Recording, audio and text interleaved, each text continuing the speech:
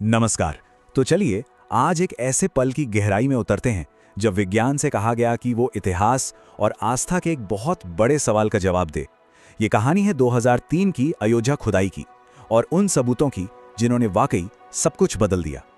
और यही सवाल इस पूरी कहानी के दिल में है।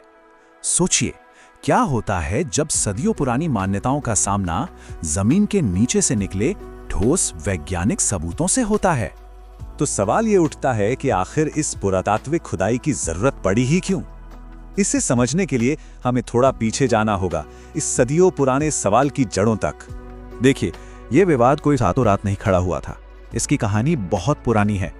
1528 से लेकर 2002 तक सदियों के दावे, प्रतिदावे और कानूनी लड़ाइयों ने इसे इतना उलझा दिया था कि अदालतों के लिए इसका हल निकालना एक बहुत बड़ी चुनौती बन गया था। और यहीं से कहानी में एक बहुत ही दिलचस्प मोड़ आता है। जब सदियों पुराने दावे और किताबों की बातें कम पड़ने लगी, तो अदालत ने एक ऐसे गवाह को बुलाया जो कह सकते हैं झूठ नहीं बोल सकता था, और वो गवाह था विज्ञान। तो देखिए, 2002 आते आते अदालत के लिए मामला बहुत पेचीदा हो गया था। अब बात सिर्फ ऐतिहासिक किताबों या सुनी सुनाई बातों से आगे बढ़ चुकी थी। दलीलें और आस्था दोनों तरफ थीं, लेकिन अदालत को चाहिए थे ठोस वैज्ञानिक सबूत। और इसी ठोस सबूत की तलाश में अदालत ने 2003 में मैदान में उतारा भारतीय पुरातत्व सर्वेक्षण यानी ASI को। उनका काम, आप कह सकते हैं, बहुत सीधा और साफ था। जमीन खोदो और बताओ कि उस ढांचे के नीचे आखिर क्या है। तो अब आते हैं सबसे बड़े सवाल पर, आखिर ASI को जमीन के नीचे मिला क्या? चलिए अब सीधा चलते हैं खुदाई की तरफ और देखते हैं कि सबूत क्या कहते हैं। तो ASI की टीम का मिशन एकदम क्रिस्टल क्लियर था। जैसा कि अदालत ने कहा था, उन्हें सिर्फ और सिर्फ एक सवाल का जवाब खोजना था, क्या मस्जिद बनने से पहले उस जगह पर कोई मंदिर था? तो अब जरा 2003 की उस रिपोर्ट के अंदर झांकते हैं, उन खास चीजों पर नजर डालते हैं जिन्होंने पूरे मामले का रुख मोड़ दिया। ये स्तंभ, ये आधार, ये ढांचे, आखिर ये थे क्या? देखिए, खुदाई में 17 से भी ज्यादा पत्थर के स्तंभ मिले, और ये कोई मामूली पत्थर नहीं थे। इन पर बाकायदा नक्काशी थी, कमल, देवी देवताओं के चित्र और दूसरी हिंदू कलाकृतियां। ये सब साफ साफ इशारा कर रहे थे कि ये किसी बहुत बड़ी और भव्य इमारत का हिस्सा थे। और बात सिर्फ स्तंभों पे खत्म नहीं हुई, दर्जनों पिलर बेस मिले, यानी वो आधार जिन पर स्तंभ टिके होते हैं। और सबसे दिलचस्प बात, ये सब एक सीधी लाइन में एक खास पैटर्न में रखे हुए थे। आर्कियोलॉजी में ऐसा पैटर्न कभी भी इत्तेफाक नहीं होता। ये एक बड़े सोचे समझे प्लान के तहत बनी इमारत की तरफ इशारा करता है।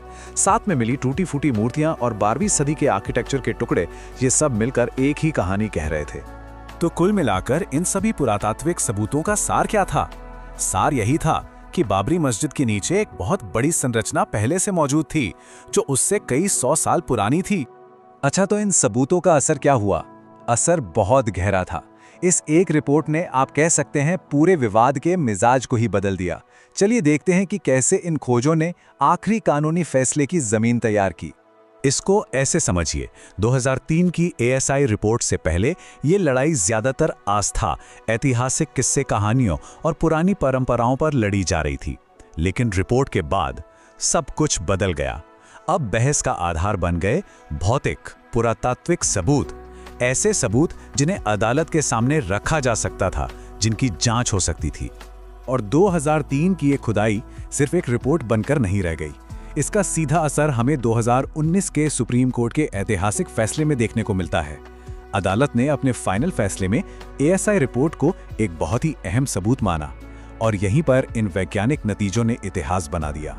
और आखिर में ये हमें एक बहुत बड़े सवाल के साथ छोड़ जाता है, क्या पुरातत्व जैसा विज्ञान, आस्था और पहचान जैसे गहरे और भावनात्मक विवादों को सच में पूरी तरह से सुलझा सकता है? ये एक ऐसा सवाल है जो हमें इतिहास, विज्ञान और इंसानियत की सीमाओं के बारे में सोचने पर मजबूर करता है।